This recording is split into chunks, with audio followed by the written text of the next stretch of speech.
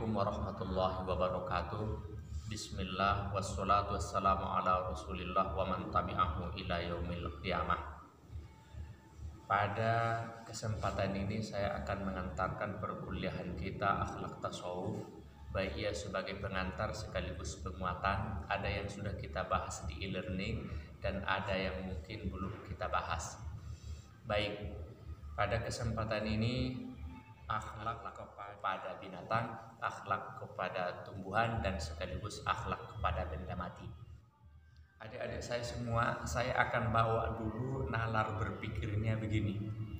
Di dalam Al-Quran dan hadis banyak sekali bahwa binatang, tumbuhan itu diperuntukkan untuk manusia.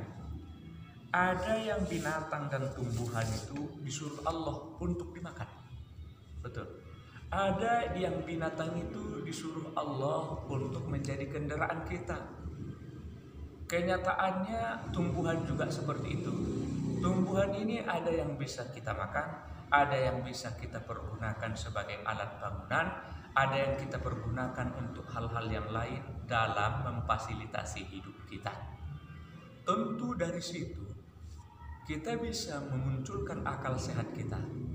Kita sudah banyak difasilitasi melalui binatang, baik ia makanan, baik ia kita memerah susunya, baik ia kita mengambil manfaat dari situ untuk kita jadikan sebagai pengangkut barang, tenaganya kita ambil. Maka tidak pantas kita tidak punya akhlak kepada yang memberikan fasilitas kepada kita, termasuk binatang dan juga tumbuhan.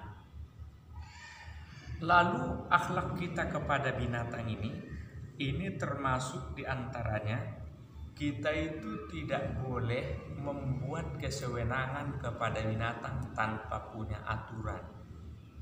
Makanya untuk itu dulu ada di masa Nabi seorang anak perempuan yang mengikat kucing yang dia memang agak marah dengan kucing ini, lalu kemudian tidak melepaskannya lagi dan tidak mengasihinya makan. Begitu dia mati, meninggal dunia, maka bermimpilah sahabat bahwa dia itu akan dimasukkan ke dalam neraka akibat dia tidak punya akhlak kepada kucing. Maka hentikan kekerasan kepada binatang. Tidak boleh kita marah kepada binatang tersebut. Kenapa? Kalaupun seandainya ada sesuatu yang dia lakukan, namanya dia juga adalah binatang, maka tetap berakhlak untuk memberikan yang namanya teguran, pukulan yang memberikan efek jerah, bukan untuk dasar emosional kita. Baik, kemudian yang berikutnya, pada saat ini perlu didiskusikan nantinya, apakah jika misalnya kita lihat kenyataan di masyarakat, nanti didiskusikan dulu, jangan dijawab di sini. Misalnya ada yang kita lihat mempergunakan jasa monyet untuk mencari penghidupannya. Diperlakukan monyet itu, diajari, bahkan dia dengan secapek-capeknya monyet tersebut dipertontonkan. Kalau kita lihat di beberapa tempat, khususnya di kota-kota besar, meskipun pemerintahnya sudah ada yang melarang, maka masih ada yang berkeliaran mempergunakan tenaganya untuk cari makan dengan cara-cara yang tidak sesuai akhlak kita kepada binatang. Bahkan dulu di masa sebelum datangnya Nabi, kesukaan ataupun kebiasaan orang jahiliyah itu ketika mereka mau buang air kecil, mereka itu mencari lubang semut, lubang binatang yang lain. Kenapa? Bagi mereka itu satu hal yang sesuai ketika buang air kecilnya dimasukkan ke bagian lubang binatang, termasuk dia lubang dari semut, lubang binatang yang lain. Setelah datang Nabi, dibawa oleh Islam harus berakhlak kepada binatang. Kemudian yang berikutnya, akhlak kita kepada tumbuhan. Tumbuhan tadi kita katakan bahwa banyak memberikan fasilitas hidup kepada kita. Ada yang kita makan, ada yang kita pergunakan bagian bunganya, ada yang kita pergunakan di bagian batangnya.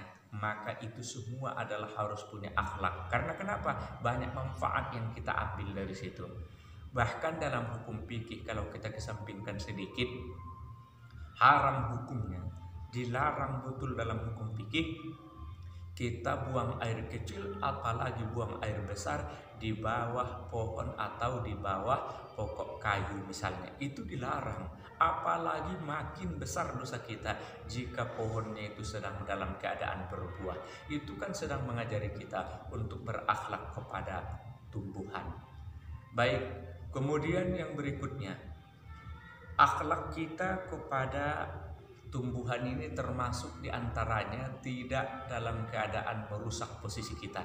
Tidak boleh kita merusak tumbuhan, tidak boleh kita merusak pohon, tidak boleh kita merusak yang namanya yang memberikan sebuah yang bermanfaat kepada kita termasuk dalam tumbuhan ini. Itu akhlak kita.